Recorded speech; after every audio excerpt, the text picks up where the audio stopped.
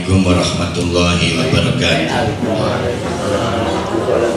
Alhamdulillahi rabbil alamin. Nahmaduhu wa nasta'inuhu wa nastaghfiruh. Wa na'udzu billahi min syururi anfusina wa min sayyiati a'malina. May yahdihillahu fala mudilla lahu wa may yudlilhu fala hadiya lahu.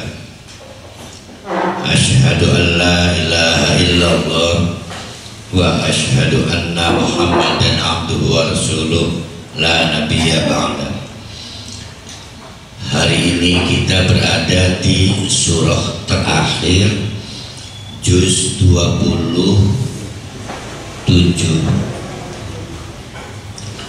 namanya surah Al-Hadid, besi.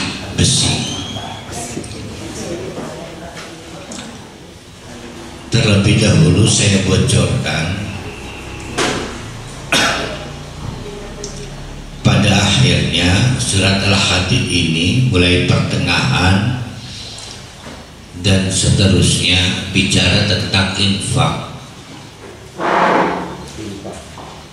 Yang menarik, ini surat Makkiyah, menarik, yang dihadapi segelintir sahabat dan para kafir Quraisy. Ini menarik. Kenapa menarik? Pastilah secara standar kita berpikir akan gemah ripah infak itu ketika Nabi sudah sampai Madinah. Umat Islamnya sudah jadi, sudah punya daerah, sudah punya wilayah, sudah punya kekuasaan, sudah punya kewenangan. Ternyata beda teorinya. Infak paling hebat itu adalah infak sebelum berperang dan ditaklukkannya Fathul Mekah. Ini sebelum ditaklukkannya Fathul Mekah, itu mengalahkan infak. Setelah Fathul Mekah ada peperangan di Madinah. Kalau kita renungkan, ada dua fenomena. Di Mekah belum ada orang munafik.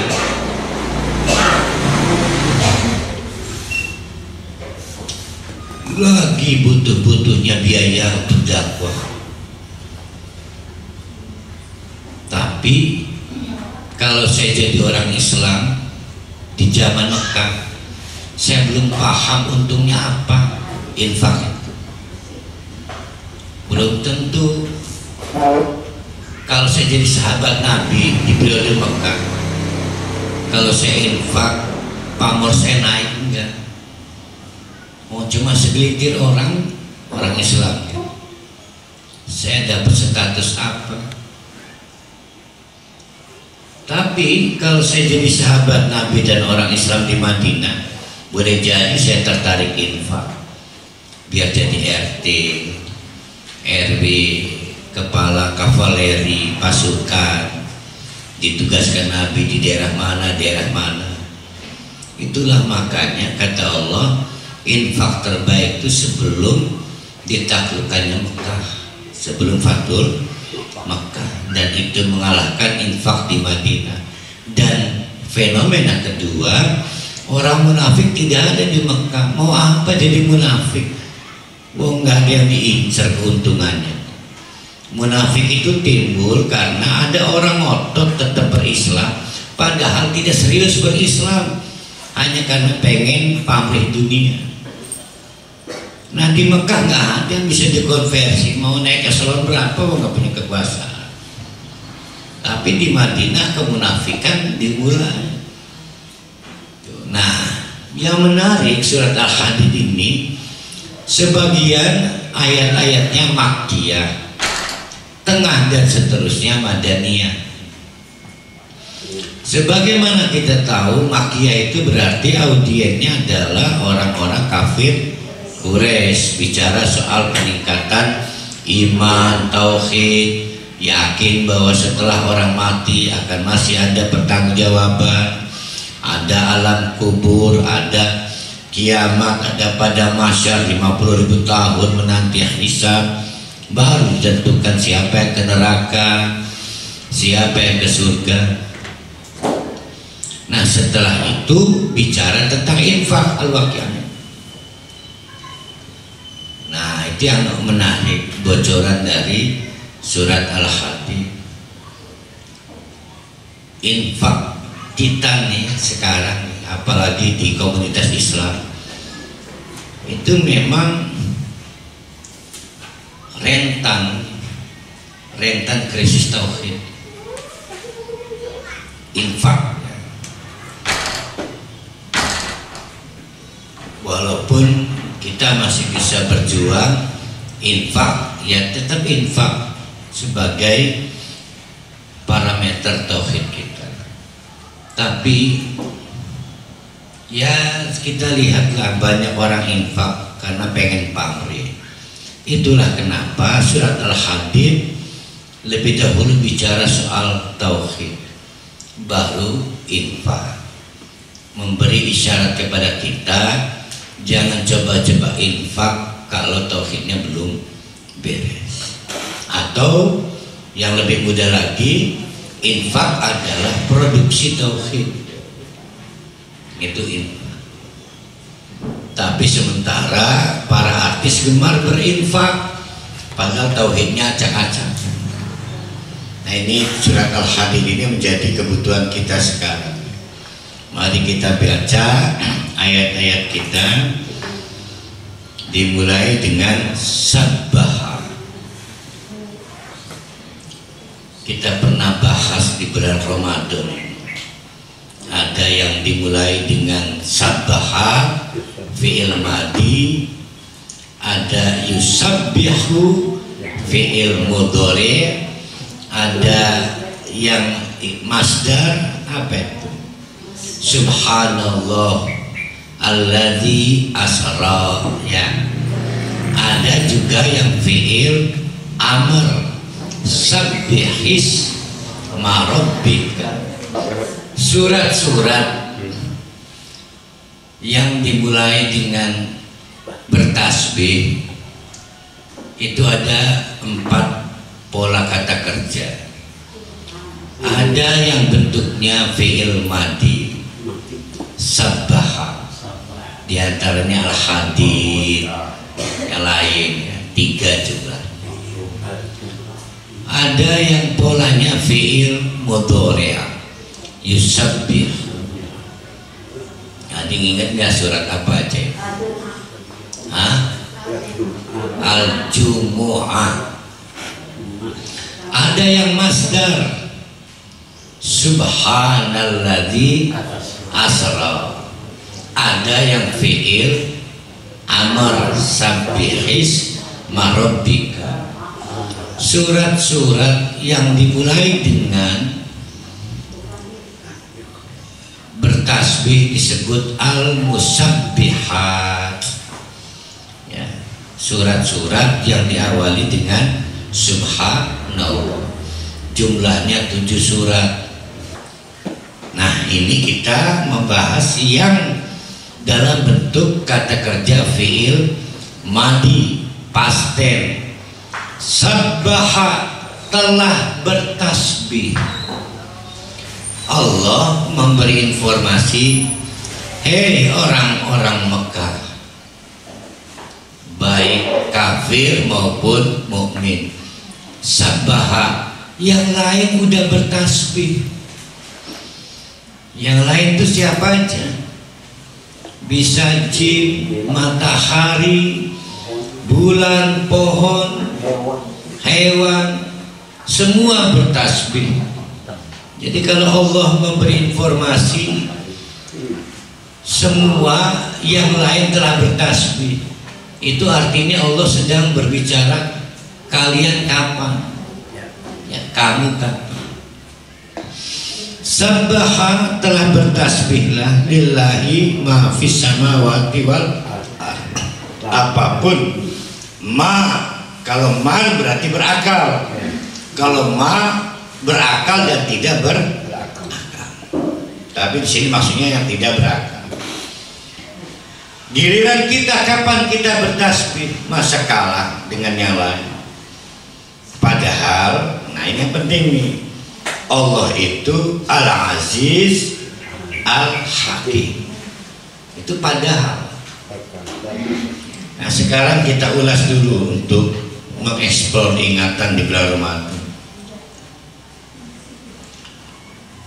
Subhana itu artinya swim, berenang, ngelangi, dan karena berenang itulah kita menjauhkan diri dari daratan. Maka diartikan mensucikan, menjauhkan, ya, menjauhkan Allah dari segala kekurangan, menjauhkan, menepikan, apalagi menghilangkan. Kalau diterjemahkan mensucikan berarti ada yang kotor. Siapa yang kotor? Allah pernah kotor? Tidak. Yang harus dibersihkan Allahnya apa siapanya? Kitanya. Bertasbih itu artinya membersihkan pikiran kita yang menyebabkan Allah itu memiliki kekurangan, ya, menjauhkan Allah dari kekurangan. Allahnya mah tetap nggak berubah. Kekurangan dalam hal apa? Dalam hal zat, sifat, perbuatan maupun ucapannya. Kalamun. Dalam hal sifat, Allah itu bersifat wajib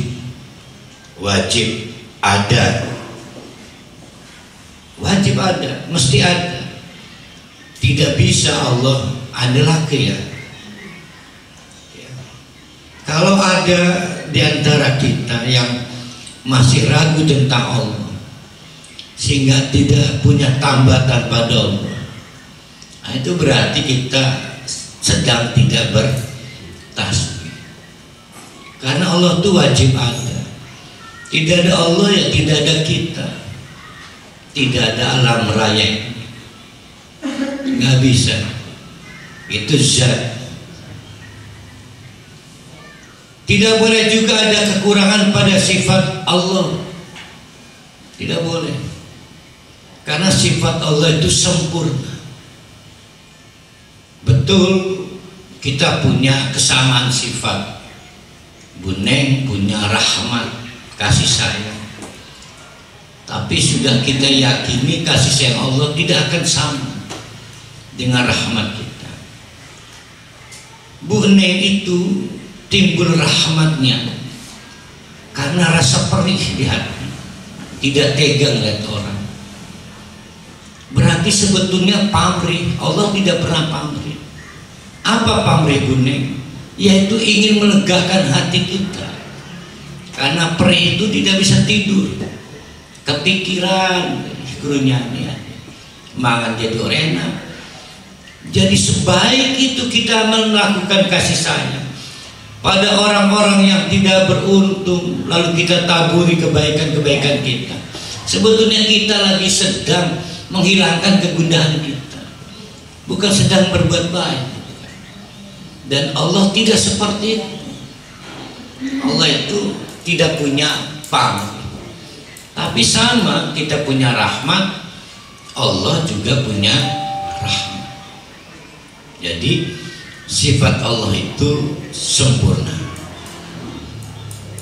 Jangan sampai ada pikiran kita, apalagi sampai keyakinan, Allah itu punya sifat yang sama dengan kita. Orang ateis menantang Allah, katanya Allah itu punya sifat berkuasa, apa baik bisa digawe.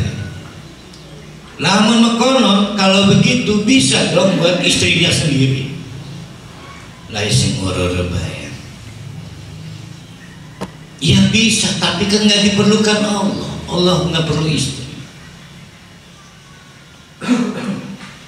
Menantang lagi ateis bertanya, kalau Allah itu maha kuasa, berarti kuasa dong bikin Tuhan yang lainnya.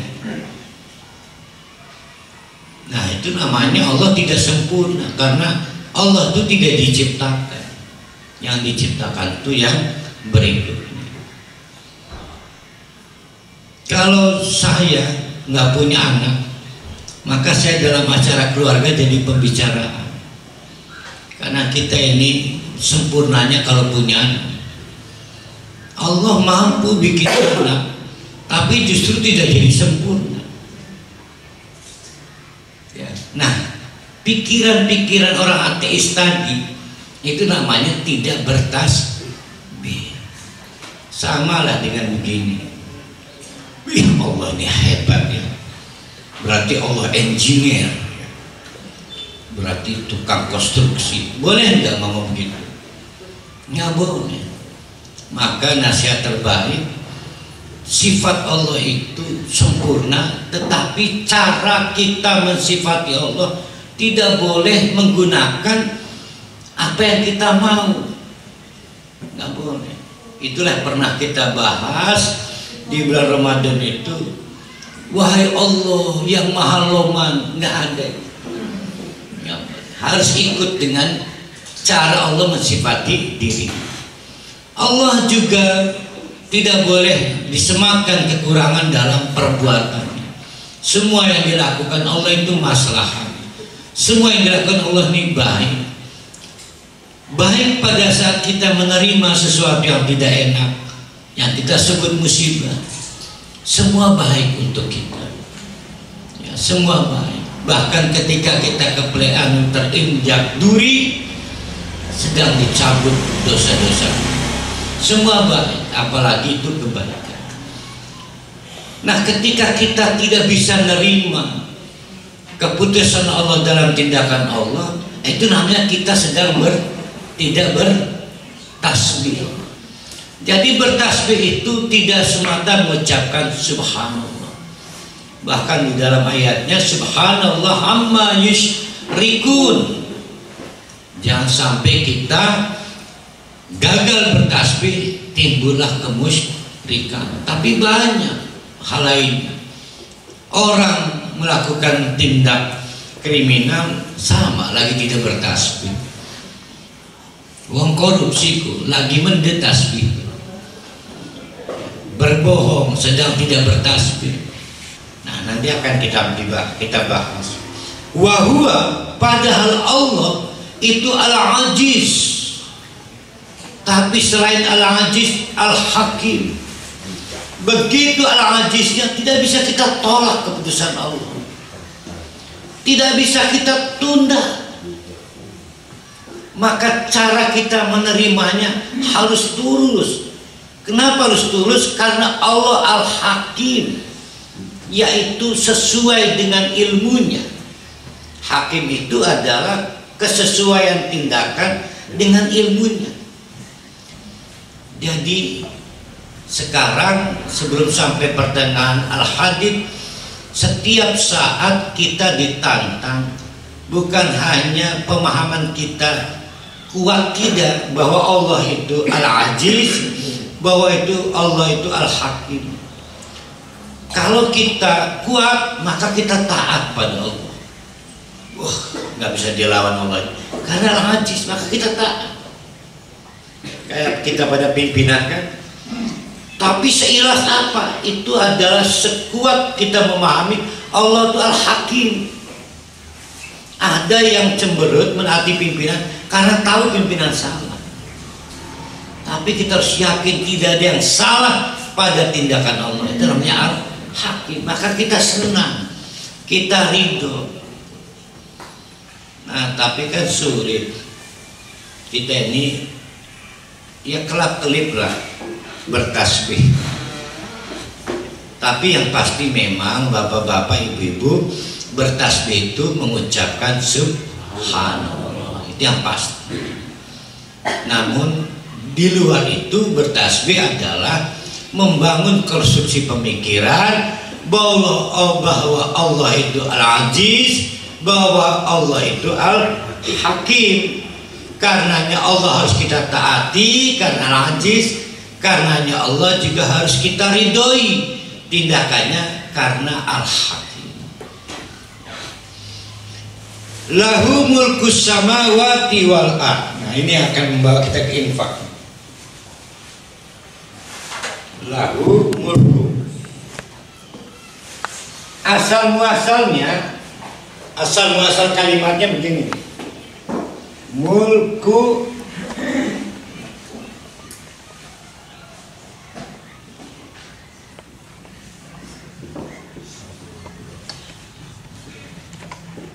normal aja, bahasa Arab juga sama dengan bahasa Inggris.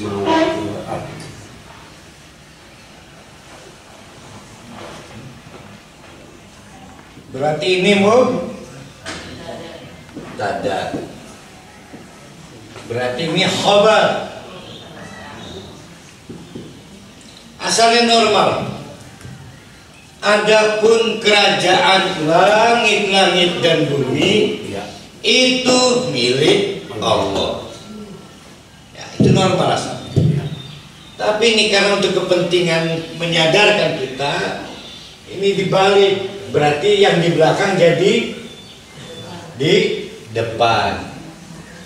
Yang di belakang jadi di depan. Berarti dipitakan. Ya. Itu namanya muqaddam. Didahulukan. Muqaddam. Nah, didahulukan itu artinya jadi berubah. Namanya hasyr. Adatul ifadatul hasyr. Adatul hasyr ini nama ya. Berarti artinya nya menjadi hanya. Ini enggak perkara ringan, ini perkara berat.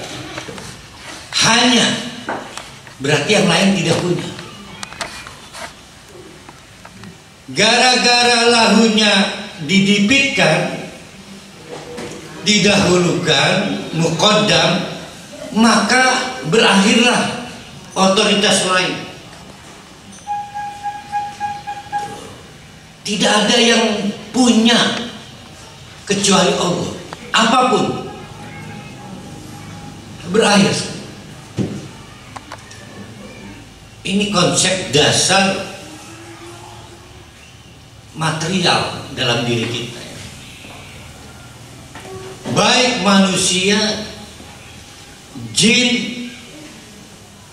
dua-duanya makhluk berakal, man, ataupun makhluk yang tidak berakal, ma, bisa tumbuhan, hewan, alam semesta, planet-planet, itu semua kehilangan milkun.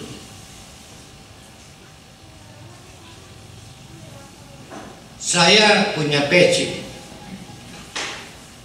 tapi tidak mutlak, karena saya nggak pernah bikin, saya beli. Allah memilikinya karena bikin, karena buat. Sehingga kapan waktunya saya kehilangan peci saya pasti. Itu peci, belum tangan saya, nyawa saya. Semua akan ditarik oleh Allah. Dalam bahasa diwaris, diwaris oleh Allah. Bahasa umumnya dikembalikan, turja. Kalau Allah sering ngomong wa ilaihi turja'ul umur, itu artinya apa? Wa ilaihi turja'ul umur, dan hanya kepada Allah semua dikembalikan. Kalau Allah sering ngomong begitu, itu artinya apa? Artinya faktanya banyak yang nggak mau dikembalikan pada Allah. Banyak. Bukan hanya materi amalan kita, Banyak. Yang pasti adalah tujuan hidup kita. Kenapa orang tidak mau dikembalikan? Padahal berapa kali Allah ngomong wa ilaihi turja'ul umur.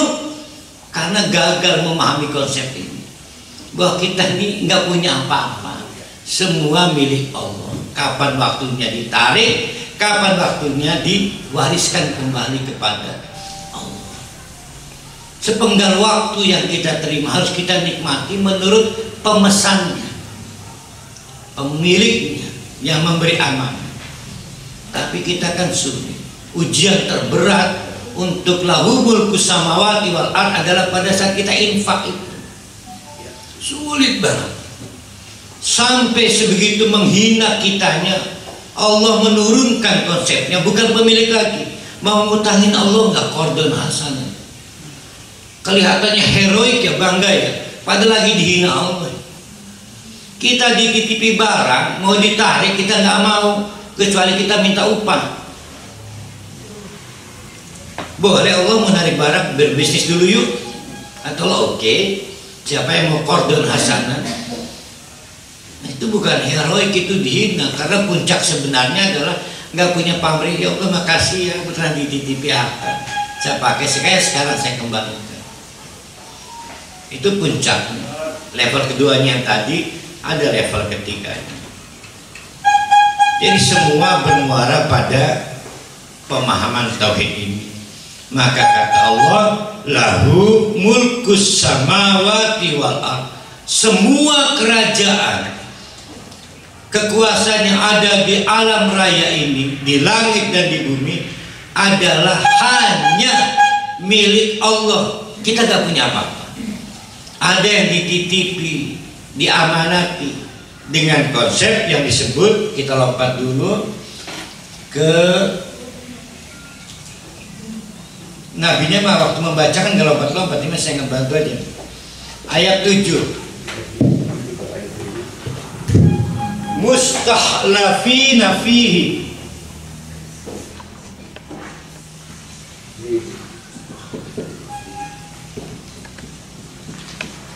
Kalau Raja Keraton Solo itu apa tuh jabatannya?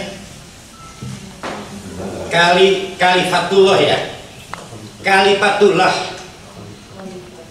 Ya kita nyebutnya Khalifatullah.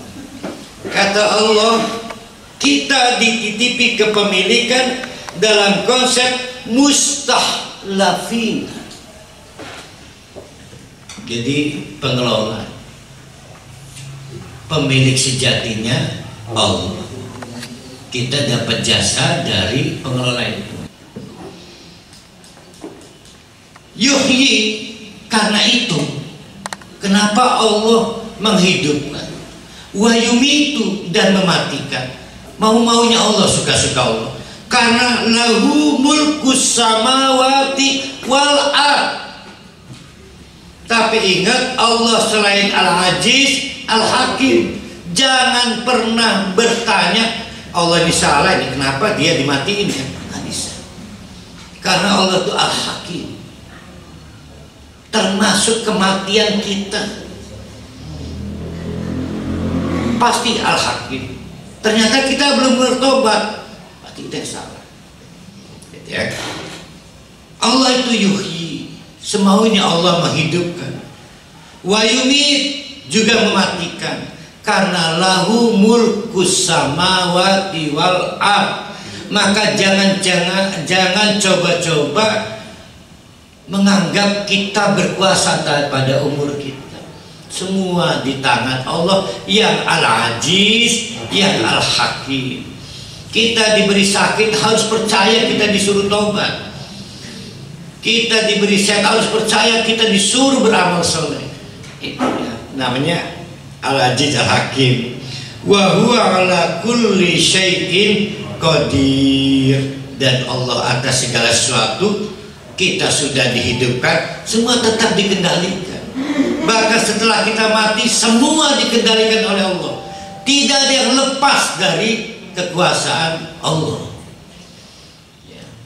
Ini kadang-kadang sulit memahamkannya. Kita mah paham tapi sulit mempraktekannya. Mari kita berkenalan dengan Allah itu.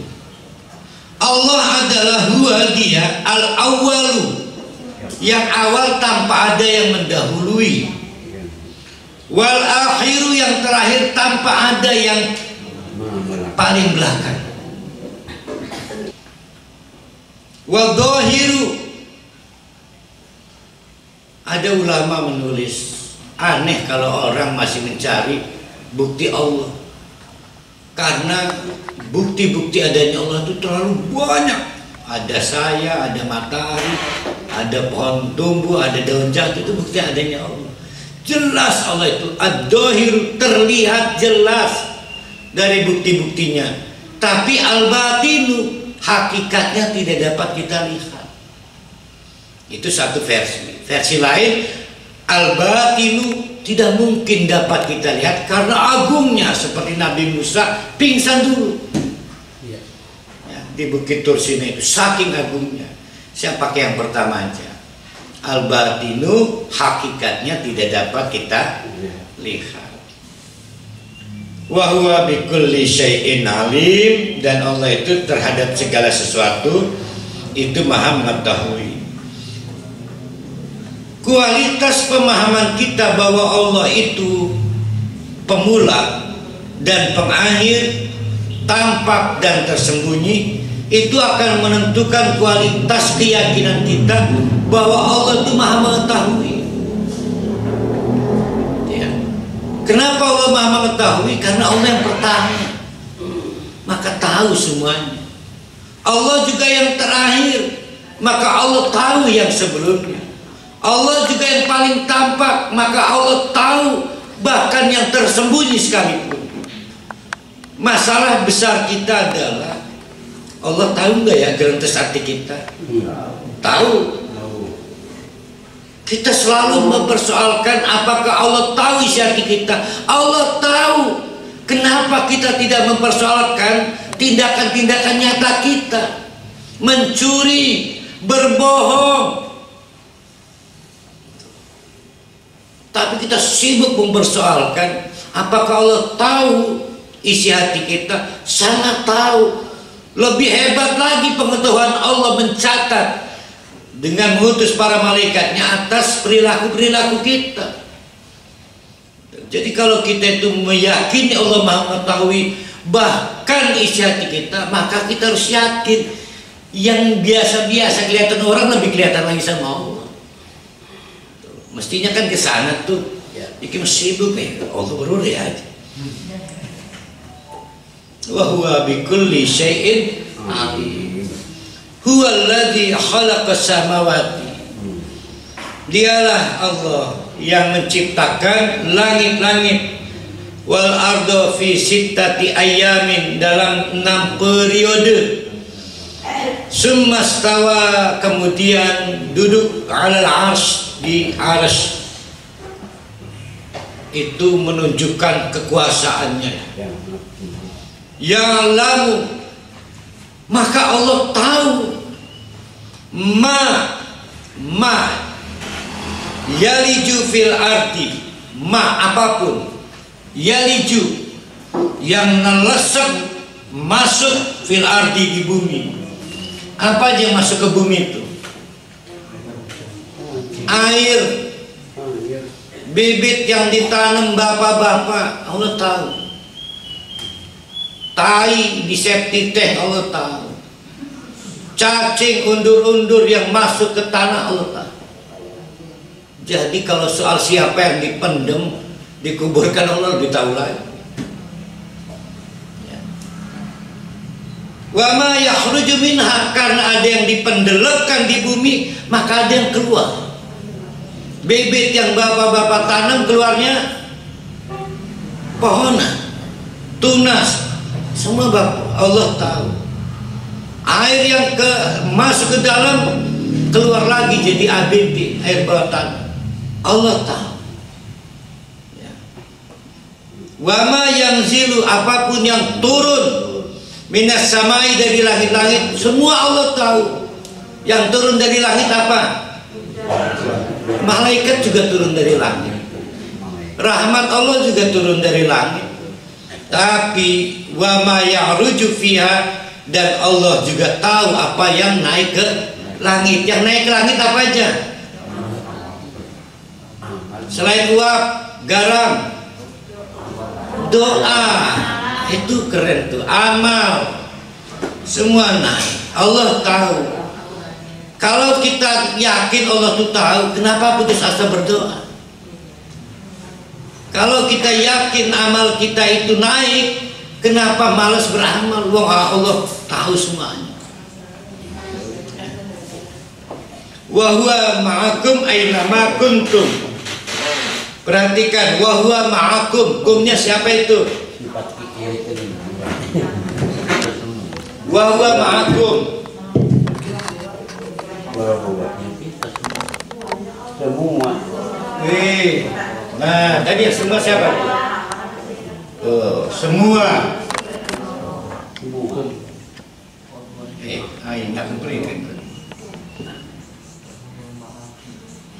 Baik kafir, mukmin,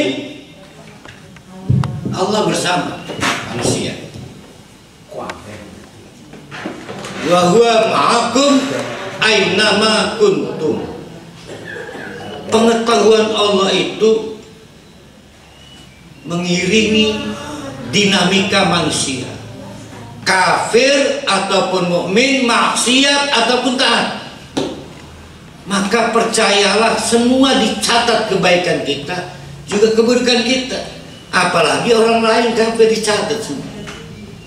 Jangan tidak percaya karena wa huwa ma'akum. Ayat ini selama ini jadi GR-nya ibu-ibu karena merasa mukmin ya.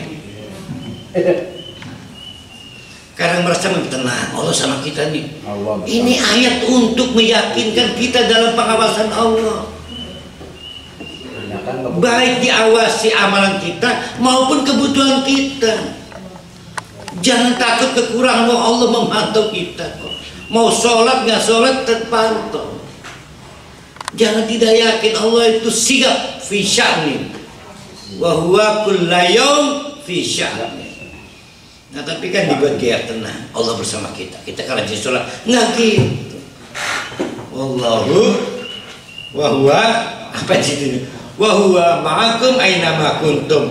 Wallahu bima ta'maluna basir. Tuh ujungnya ke amalan. Basir, ada khabir, ada alim. Kalau alim, pengetahuan yang sifatnya umum. Khabir, pengetahuan yang sifatnya detil. Basir, pengetahuan yang sifatnya evaluatif, memantau.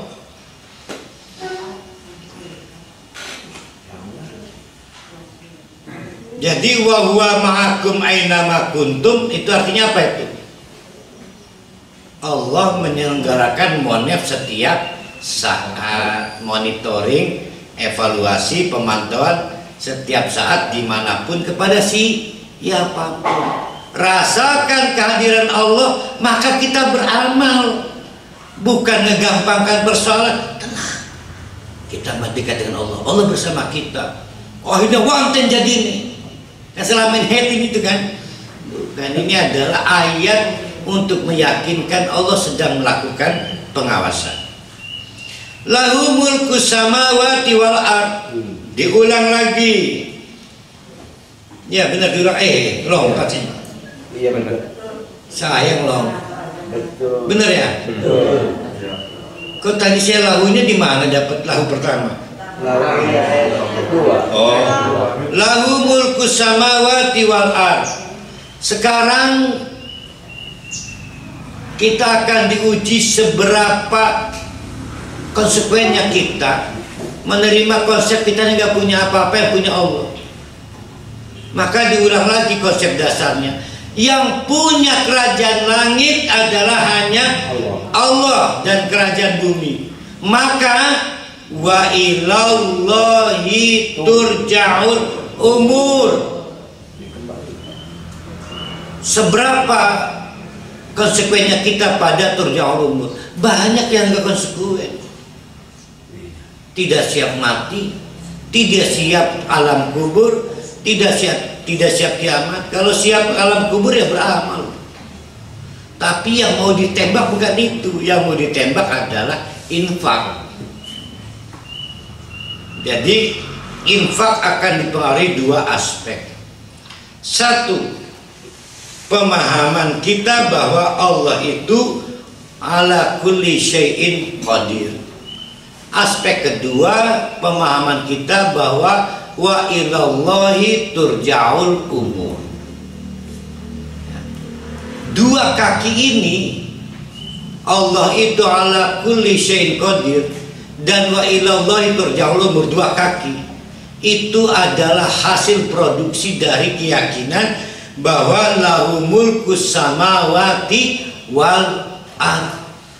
Tahu dirilah kita ini nggak punya apa-apa, maka Allah itu berkuasa mencabut, memberikan, menghidupkan, mematikan. Tapi Allah juga menghendaki kaidah turja'ul umur ilallah.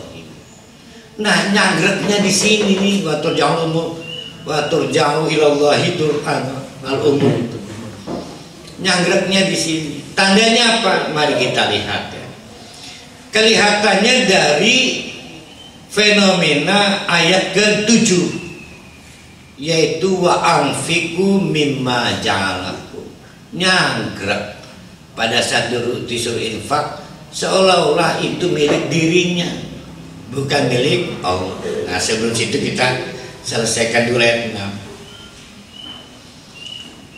Cara Allah menggambarkan apakah kita itu jujur atau tidak jujur, mengakui Allah itu pemilik dan kita hanya pemanfaat, itu digambarkan. Yulijul laila, Allah yang memasukkan, mendelepkan malam finnahari ke wilayah siang, yang menyebabkan malam jadi pendek. Wa yulijul laila wa yulijun nahara, dan sebaliknya Allah juga yang memasukkan siang fil laili, di waktu malam, yang menyebabkan waktu siang jadi pendek. Kalau siang tidak dimasukkan ke malam, sedinahan awan. Kalau malam tidak dimasukkan Allah ke siang, maka sedinahan bengi. Ya. Kalau kita ini tidak diatur kapan kembalinya pada Allah, sekarang dewek kita itu tidak tahu bahwa kita bukan pemilik asli atas segala kuasa kita. Tidak bisa siang berkuasa penuh, dan tidak bisa malam berkuasa penuh, dan kita tidak bisa menguasai yang kita gunakan ini, tidak bisa. Karena ada turja'ul umur. Kita tahu turja'ul umur, tapi jarang kita menyadari turja'ul umur. Kalau tahu turja'ul umur, ya persiapkan dong. Mobil jangan rusak karena mau dikembalikan, tangan jangan rusak karena mau dikembalikan, mata jangan rusak karena mau dikembalikan, harta jangan rusak karena mau dikembalikan. Itu kalau kita tahu turja'ul umur. Tapi nyatanya apa? Pada saat dibuka catatan, tangan kita salah fungsi, bukan untuk hal-hal baik tapi hal-hal buruk. Mata wajib ditundukkan karena fungsinya untuk melihat yang baik-baik. Jadi mata itu fungsinya melihat hal-hal yang baik. Kalau tidak mampu, maka tundukkan pandangan. Pas dikembalikan, waduh, 90% memorinya adalah hal-hal tidak baik. Berarti kan kita tidak, ya kurang aja namanya, tidak paham konsep turja'ul umur. Wa huwa alimun bidzati sudur, padahal Allah tahu yang sebenarnya tentang kita, bahkan yang paling inti di dalam diri kita, yaitu di dada kita. Dalam persoalan kemampuan kita mengelola titipan Allah, tidak ada yang bisa bohong, nggak ada yang bisa bohong. Karena Allah itu yang al-awwal dan Allah itu yang al-akhir, nggak ada yang bisa bohong. Berarti apa informasi terbaiknya? Ada yang berusaha merekayasa. seolah-olah Allah bisa dibohongi, yang bisa. Jadi kalau ada informasi kita tarik mafhum mukhalafah. Banyak yang merekayasa. Contoh, bersedekah kesannya berbuat baik, padahal tidak. Ya. Mari kita lihat nalarnya. Saya punya mobil, hakikatnya punya siapa? Punya Allah. Nah, maka mobil saya infakkan supaya dapat mobil lebih baik lagi. Mau saya infakkan di Jumat subuh di alun-alun, sama dengan orang nasi bungkus sama mau mobil saya. Orang kan paling 50 nasi bungkus, saya mau mobil cuma berkah. Berarti saya menyalahgunakan titipan Allah. Bagaimana kok saya menyalahgunakan titipan Allah? Kurang ajar lagi. Saya dititipi mobil oleh Panas, maka saya infakkan supaya Panas ngeganti mobil baru. Iya. Sama aja enggak?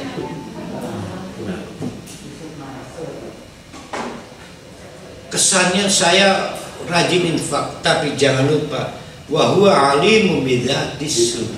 Nah, itu maksudnya. Karena ini akan menjelang masalah munafik. Infak dan kemunafikan itu sekawan sepersaudaraan. Ya, sekawan sepersaudaraan. Penyakit infak itu penyakit tantangan kemunafikan. Ya, penyakit tantangan kemunafikan. Makanya jangan coba-coba infak kalau ayat 1 sampai 5-nya belum lulus di surat Al-Hadid. Eman ya, eman lah apa-apanya harus jadi paham. Mari kita masuk ke inti dari surat Al-Hadid sebelum ke Madaniyah. Masih Makiyah. Ini unik di Makiyah ini.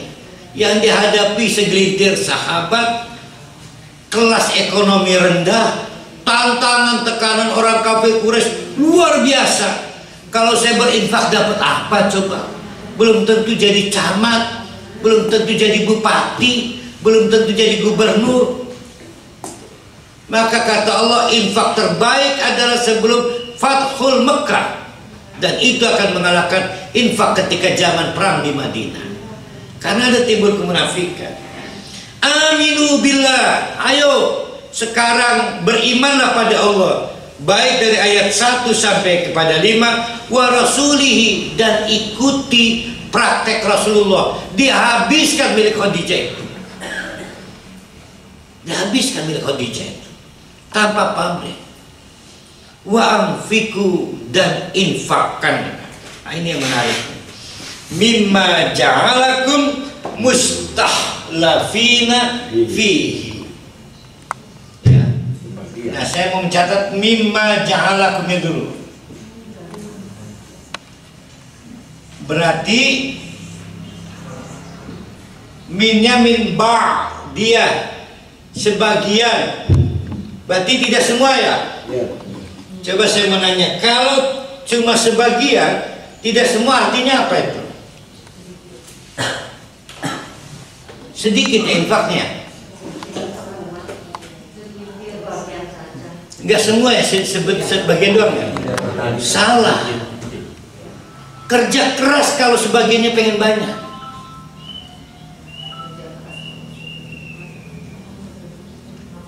Saya punya 100 juta. Kalau saya infakkan sebagian cuma 50. Kalau saya kerja keras, maka sebagian saya mungkin 1 miliar.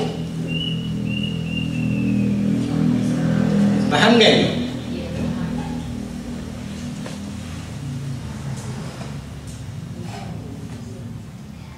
Kalau mental kita rendah, setitik gigi, itu mental kita rendah. Tapi kalau kita orang yang bermimpi tentang surga, ini akan menjadi berbeda. Mimma ja'alakum itu adalah perintah etos kerja siang malam, karena pengen setengahnya itu lebih banyak. Punya uang 100 juta dengan punya uang 100 miliar, setengahnya beda kan? Ya. Kalau pengen setengahnya itu 50 miliar, kerja keras. Karena Allah cuma ngambil setengahnya, nggak mungkin semuanya. Sementara kita nggak bisa beli setengah surga kan? Nggak bisa. Jadi ini ayat perintah tentang kerja keraslah supaya setengahnya itu banyak. Ya. Paham belum nih? Ya. Karena saya termasuk kecewa lah. Kayak setengah dok, bukan begitu. Ayo gimana dia bukan? Allah enggak kejam cuma setengah, bukan salah.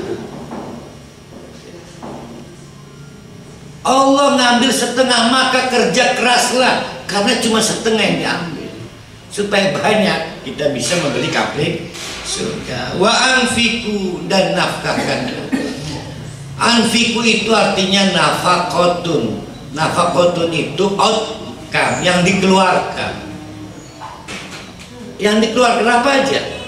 Yang dikeluarkan saya untuk anak saya disebut nafkah. Yang dikeluarkan bapak-bapak, ibu-ibu karena nasab namanya zakat, nafkah. Yang dikeluarkan dengan tulus, ikhlas, tanpa pamrih namanya sedekah, nafkah juga. Jadi nafkah adalah apapun yang dikeluarkan. Kau dikeluarkan asalnya di dalam. Kenapa dikeluarkan? Punya Allah itu. Keluarkan. Nah, kapan waktu mengeluarkan? Allah yang menentukan, sebagaimana yulijul lail ilan nahar wa yulijun nahar ilal lail. Allah, jangan menutup sinyal dari Allah. Mustakhlafina fihi, di mana sebelumnya kita itu dititipi kelola fihi, di dalamnya sebagai khalifah terhadap titipan Allah. Apa aja, tangan ya titipan Allah, harta apalagi, istri apalagi. Makanya nggak mau saya titipkan ke orang udah titipan ke saya. Istri, anak juga titipan Allah. Semua titipan, tapi bahasa terbaiknya mustakhlafina fihi. Kita ini khalifah yang bertanggung jawab pada privat kita. Biasanya kita menerjemahkan khalifah dakwah, membantu orang lain. Falladzina amanu, maka jawab, siapapun yang beriman minkum di antara kalian, diteruskan wa anfaku, berarti berimannya apa nih? Meyakini Allah itu al-awwal, Allah itu al-akhir, Allah itu al-dhahir, Allah itu al-batin, Allah juga mulku samawati wal ard. Maka teruskan wa anfaku, dan berinfak, lahum ajrun kabir. Tuh. Masih ada 2 ajrun kan?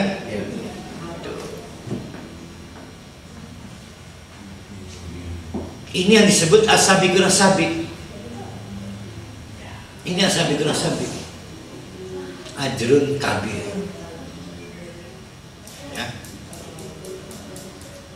Kenapa ajrun kabir? Orang lain dihisab, dia enggak.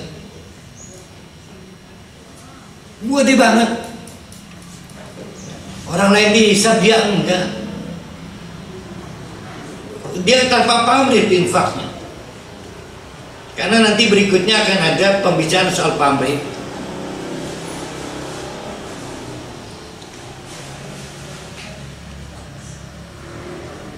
Kan kita sudah mengenal, kalau kita dihisab mungkin jadi ke kanan, ke kiri di masyamah, kita sabus shima.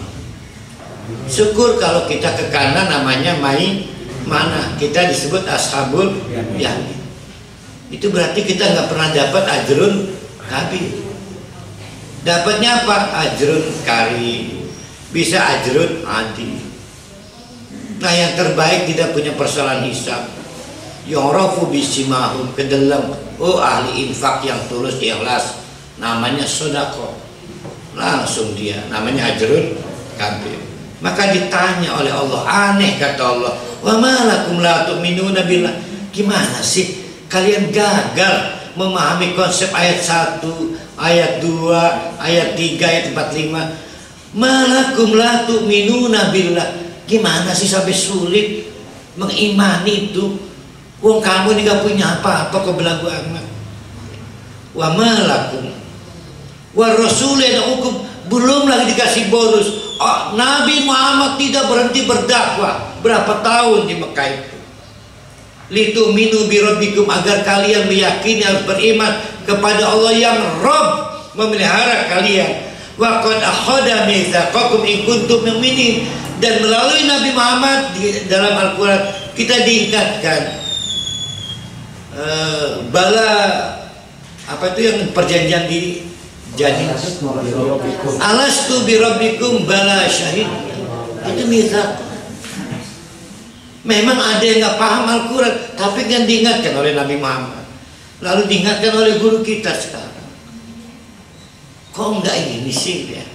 Aneh, infak aja sulit, infak kok pakai pamrih ya. Nah, nanti kita akan ketemu, kita lompat dulu ya, disindir oleh Allah. Ayat 11, kita lompat lihat ayat 11. Gati teman, saya dikon infak tulus ikhlas, itu kan punya saya, kata Allah. Wa ilaihi turja'un. Oke, kalau kamu sulit, man dzalladzi yuqridullah. Oke, siapa deh yang mau minjemin Allah? Mau kredit, qardon. Kata qardon itu menjadi kata kredit. Qardon, kredit. Man dzalladzi yuqridullah. Ayo, siapa yang mau kredit kepada Allah? Qardon hasanan, tapi yang baik-baik ya, jangan berbunga. Fa yudha'ifahu lahu wa lahu ajrun karim. Apa ajrun karim itu? Tidak jadi ke neraka.